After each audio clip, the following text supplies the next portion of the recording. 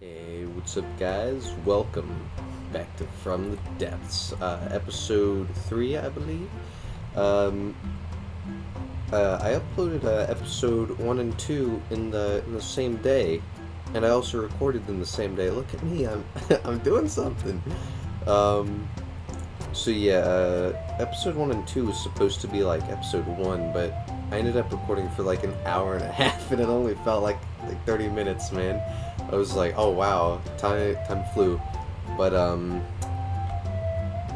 but yeah. Anyway, I'm just gonna kind of like go over a quick tutorial in the beginning here because I realized that I did actually end up skipping over or like going through really quickly a lot of the stuff like properly like building engines and like cannons and missiles and stuff.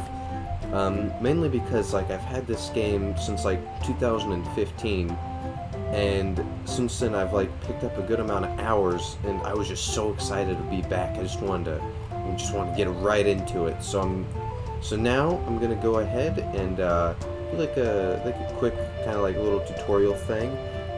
Episode 3, the rest of it, instead of the tutorial, was all recorded like before this. So what we have right here is just a raft. Just some little crappy raft I threw together in like 3 seconds.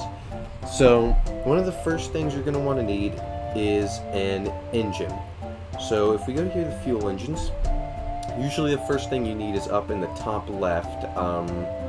So if you ever like want to know what you need, just go to the top left, and then the fuel engine generator will be the first thing you need. You can make all sorts of engines, like super long or like super like wide or something. But for now, we're just gonna go with a little three crankshaft engine here, and if you guys ever want to know where anything goes, I guess it doesn't like work for this, but usually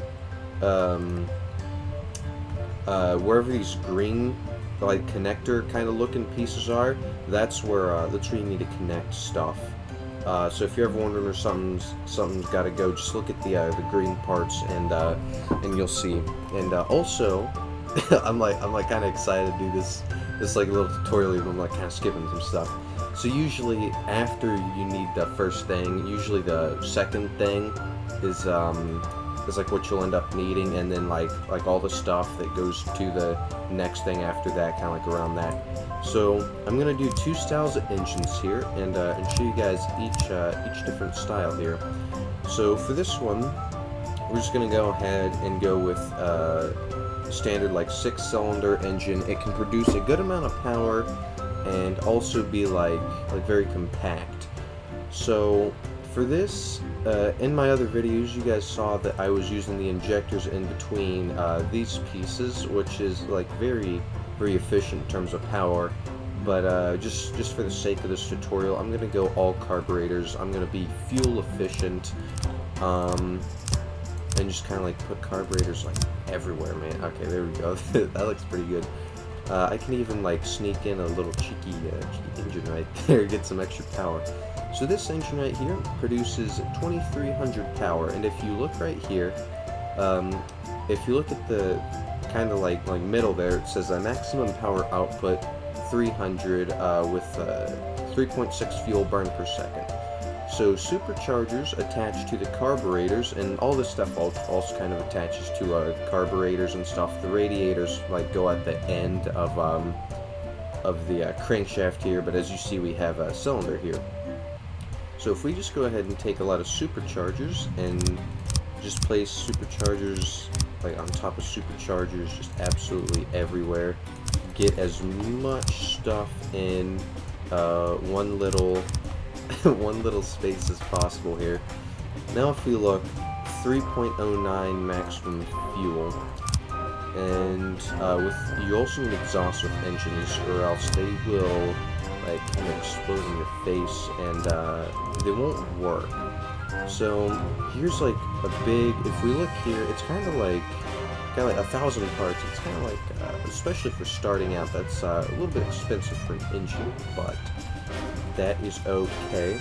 That's the first kind of engine design, or you can just go with a lot more compact and just use like fuel injectors here instead of the carburetors, and be like way more fuel efficient. And the second type of engine I wanted to show you was this. So in this game, there's no right or wrong way to build an engine or a cannon or anything. You can build like whatever you want. So here's just another example of a way you can build an engine. So you can take adapters like this, and on top of the adapters we can place some cylinders. So this is a 4-cylinder engine, and then we can go get some carburetors, just kind of like throw them here, and I think I'm just going to go ahead and just get some exhausts, and I'm just going to go put those there for now. And I'm also going to go ahead and get some radiators and put radiators like in between here. And then, yeah, there we go. We've got like a very cool engine. Now I can put a supercharger there or a radiator, and I think I'm just going to go with radiator, because like, why not? So right now this produces like 800 power. So what I'm going to do is I'm going to go put some superchargers like all over these carburetors here, and they got like good fuel efficiency. But because this thing takes like 800 power, oh yeah, by the way, again, I got excited and like did everything like really quick with carburetors can attach to, like, you see all these like big green pieces, like that's where like engines kind of like or the cylinders can get attached to. So you can have like 4 or 5 like cylinders connected to one carburetor, and each cylinder the carburetor touches is 100 power. The injector can only touch 2, but it gives 200 power per. So what I'm going to do is I'm just going to throw some fuel injectors there, fuel injectors kind of keep it like more compact as well. And now with this we just have 24 power with this like tiny engine, and it's like kind of expensive, but it's also like a little bit more compact and also more better on power. So this is just the engine we're gonna go with for this little little dinky raft here. Next thing we're gonna go ahead and touch on is the AI. Again, top left, first thing you need is an AI mainframe. The next thing you generally need is a transmitter, so you can like have AI like gun pieces like be able to connect to this and shoot on their own. So after you build the mainframe, you can use like connectors and stuff to like connect the card slots to whatever, but I'm just going to connect the card slots just straight on to the mainframe here. And within these we can add a naval AI. Oh, I didn't mean to mirror that. Naval AI, so the not the card, so the raft can move on its own once we add like fuel and like props and stuff. And the next thing we should probably get is a patrol. It takes like some crystals, so like you probably wouldn't need this anyway. It's just so where you can tell it to patrol. And in order to get it to patrol, actually I don't have anything to get it to move yet, so I'll show you guys that once we get to it. And then target prioritization, so it knows like what kind of things to shoot at, and then aim selection, so it shoots at like ammo barrels and AI and stuff. So with the target prioritization, you can set it to where the more blocks there are in the ship, the more it more or even less it targets it. The amount of weapons on it, amount of like crew, even like players if you're like setting up like some like ships to fight up against your own guy. Propulsion and engine, so if it has like a more powerful like heated up engine, you can like set that. You can make it shoot at flyers and like even like really fast things. And then you can also have it like not worry about range at all. You can have it worry about like further range stuff. It's like really diverse. It's okay, so I knew I'd forget something. So really quick before we get into the rest of the tutorial, One thing, the naval AI, this is the customization. So you can have it to where, like, below 200 meters, which is this. So if we were to change this to, say, like 400, you see that changes.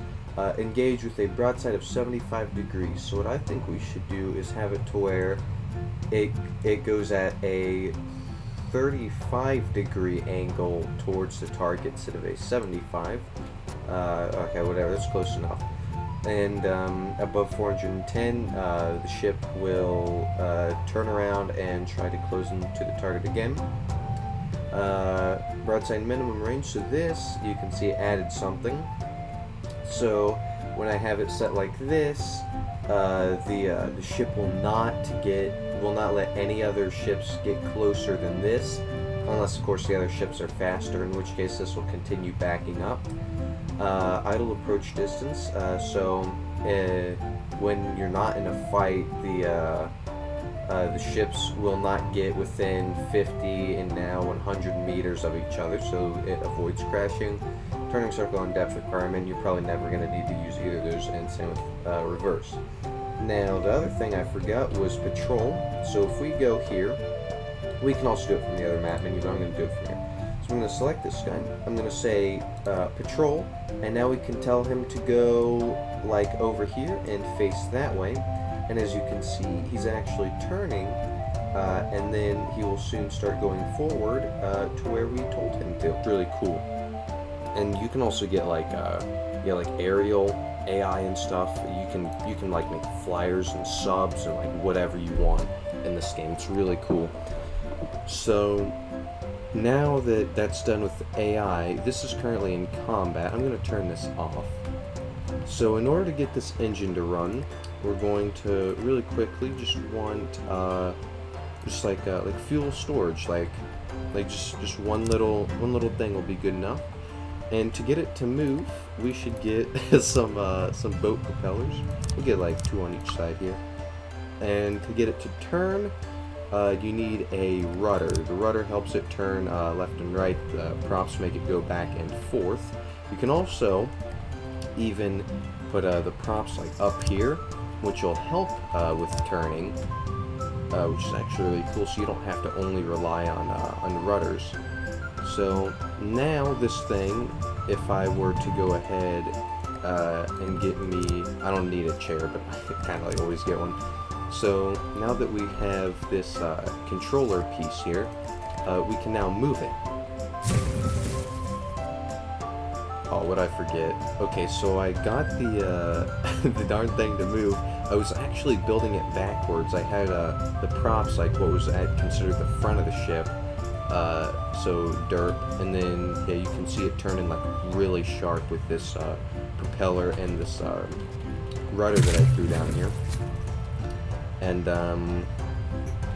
yeah, now we also have the vehicle controller facing the right way. So now if we wanted a gun, we would want some like ammo and stuff. So let's go ahead and get some ammo barrels. So if we go like 6 ammo barrels to 1 ammo processor, that's like because ammo barrels also like regenerate ammo on their own, but ammo processors just like make it go really fast. So if we just take like something like this, and that is good for a 4-length missile kind of deal going here. So I'm gonna go ahead, I'm gonna make a new object by going into here, and this is how you make missiles and stuff. I'm gonna actually make it a 2-axis so it can like look up and down as well. I'm just gonna go ahead, put a little spacer here, and just like some slopes there so I can have some more room to work with. And I'm going to go get a missile controller and a couple of connectors and some launch pads. Actually, I'm just going to go ahead and make this a identify friend or foe so we don't shoot ourselves. And then I'm going to go ahead and put this laser emitter up here because I want to be doing a laser designated missile here. So, I'm just gonna go ahead and kind of like quote-unquote armor this up, just like throw some wood down here, kind of like whatever. Okay, so I'm gonna customize this, and the further back the fins are, the better it can turn. So we're just gonna throw the fins back here. Short range thruster makes it go forward. Explosive warhead, kinda obvious what that does. Target prediction guidance. This helps kind of like lead the missile, which is a little bit pretty good. And then this, I don't know, it's a lot of reading. Infrared seeker. That instead of a laser designator receiver, we can like remove this and just have an infrared seeker, which would go ahead and target like engines and like really hot kind of stuff. Laser beam rider receiver, laser designator receiver, that's what we have, which is why we need this, because this points at what the missiles are going to be shooting at. And then there's like one turns, which like go really well with the infrareds, because the one turns, because the infrareds only can see like so far in front of them, and if there's a ship behind where the thing is aiming, and the one turn, if that's the ship this was supposed to be aiming at, even though it's aiming in a different direction, the one turn will actually make the missile go in that direction, and then the infrared seeker will be able to see it and follow it. And then there's just like torpedo stuff, magnets, if you wanted mines, ballast tanks for torpedoes, so you can like float or sink or whatever. There's like cables and flares, so you can like also like make infrared missiles like go to this, and like all sorts of stuff. But what we're gonna go with is just a simple laser designator receiver with 2 fragmentation warheads, because frag warheads are like my favorite.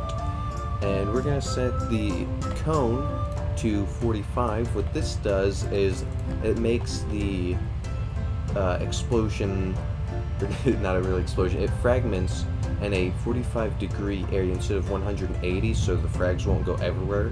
They're a little bit more concentrated, and 45 is a really good angle to still be able to hit stuff, so that's pretty neat. So now that we have this, what we need in order for the AI to be able to control this thing and shoot it is a local weapon controller. Oh, I'm still editing the turret here, there we go. So if I were to place this here, it can see how it says controlling 1 weapons, and if I were to place it right here, it's not controlling any, or if I were to place it up here, it can. This can go through 1 block and still be able to control that. So now what I'm going to do is take a failsafe. What the failsafe does is it makes it to where if this will not shoot if it is aiming at your own ship. So like if a bullet or something's going to hit it. And then you need a wireless receiver to actually make this work, and now this is AI controlled and will shoot if there is an enemy. So let's actually go ahead and let's just turn this on, or no, we'll just turn it on combat. Yeah, see, it's moving on its own. So now if I were to spawn in, say, a Sea Viper, see how the laser kind of starts pointing in this direction. With missiles, if you had use laser designator missiles, if you have the aim point selection card, it's missiles kind of like go in the water most of the time, and so it's harder for them to reach your like ship targets. But yeah, where's these? Oh, there they are. Yes, yeah, they're not able to turn because they don't have torpedo propellers. They're only the short-range thrusters, which also goes really fast. So now these, yeah, they hit. Blow that up. Okay, let's just destroy that guy. So that's something cool. Something I also like to do with missiles and stuff. Oh yeah, that's right. It goes up and down because of the turret base. If I were to shoot that, oh, that's right. I can control it. And you see the fuel, how that's going down. If you look at the distance from launch pad, you can see that it can travel about 1,000 meters before it like runs out of fuel. So what I like to do is go into here, maximum range to engage. I like to set that for this specific fuel capacity, which is 2 to 1,000, so it won't shoot above enemies above 1,000. And for the altitude, say you had torpedoes, and what you would do is set this maximum to be like 10 or something, and then it would only shoot like ships and stuff. But we're not gonna worry about that. So that's how you do missiles. Now what I'm gonna go ahead and do is a custom cannon. I don't think I'm gonna touch on advanced cannons yet. I think I'm just gonna do that like in the actual like builder kind of thing, like not when I'm in a tutorial. Which I actually did end up doing. I don't know if I did when I edit it, I'll see if I did a good enough job or not. So I may like insert another clip after the custom cannons so you guys can see that there. But now I'm going to go make a new object, this time a 1-axis turret, so it can't get stuck by going up and down, so it can only go side to side. I'm going to go ahead and put it about here. And I'm going to go ahead and put a spacer. And now if I were to... I'm going to go one more. So I'm going to put the firing piece, again, top left. Main thing you need for this, I'm going to face it forward. And I'm going to get some connectors. I usually like to put the connectors on top and just have them go out a couple ways that way. And now for the barrels... We'll do an elevation barrel so it can aim up really high instead of just getting a 45 degree. It can go up to 80. Because if you're to use only motor barrels, you can get up to, see how it's like 80 elevation, but now it's only 22 azimuth. Now if I were to change that, it would be 45. So now, if you look here, if you were to take control of this, you can see that I can only go up 45 degrees before the cannon gets reset and looks down. Now that also works for the thing, so if I were to keep doing this, you see how it kind of turns faster than the turret is? The barrel there, I don't know if it was like easy to see or not, but that's what the motor barrels do. If I were to have only regular barrels, azimuth elevation 6, so I can only go 6 degrees before it gets reset, but they're also more accurate. So what I like to do is just have a good bit of you only need 1 elevation barrel. Get some motorized barrels there, and just go ahead and get a couple regular barrels. I need to cut this back by I think about 2. No, I need to go back 1 more. There, now I have the 80. And I'm just going to go ahead and get a recoil suppression barrel on so there's not as much recoil. Okay, so now with this cannon, what I'm going to do, I'm just going to take the manual orientation here. I'm just going to set it up like this. And so now, you see with all these that kind of connector looking pieces on these sides here, that's where either ammo barrels or ammo boxes or warheads go. Now, if we look here, you will notice that there is a 4-second reload time. So if we were to take these ammo barrels and just kind of put them all over everywhere we can, that is now 0.17 seconds. So this shoots incredibly fast. And if we were to get some gauge increasers, it would slow down how fast it can shoot, but the shots are way more powerful. Like, see, the kinetic damage right now is 205, and now it's 302. So I'm gonna put like 3 gauge increasers here. Now we have 468 and like 0.39 reload time. Now what I'm gonna do is I'm just gonna go get a bunch of explosive warheads like this. They're also like really expensive, so watch out. And I'm gonna go get some armor piercers. And this is also like inaccuracy, like 1.65. So if we were to shoot this like oh, that's like a horrible demonstration, but it's like incredibly inaccurate. So what we need to do is increase the barrel length slightly here, and I think, yeah, 0.91. So it's like twice as accurate than what it was before. So that's a good length for the barrel. Normally you'd want to armor this up, especially explosive warheads, because when those do get shot, they are actually explosive, believe it or not. So in order to get this thing running, I'm going to do the exact same thing. Now, if you want it to be like super accurate and not waste ammo, you can like set the slider to be like shoot at like 1,000 meters, kind of like the same as the missiles. But I like having it all the way up, just for the off chance that I do hit something kind of crazy. So if we turn the ship on, and we were to fight the Marauder, you can see that it's fighting on its own. The cannons are shooting at the weak spots, kind of shooting around the center here, like where the AI and ammo is. It's like blowing up some stuff, piercing some armor, and fighting this. But what I think would be funny is if we were to save this. So now we got ships fighting each other. Uh-oh. I think Good's gonna lose this fight. Oh, maybe not. Yeah, that's what happens when the ammo barrels get blown up. So make sure you keep the ammo barrels protected. Oh yeah, okay.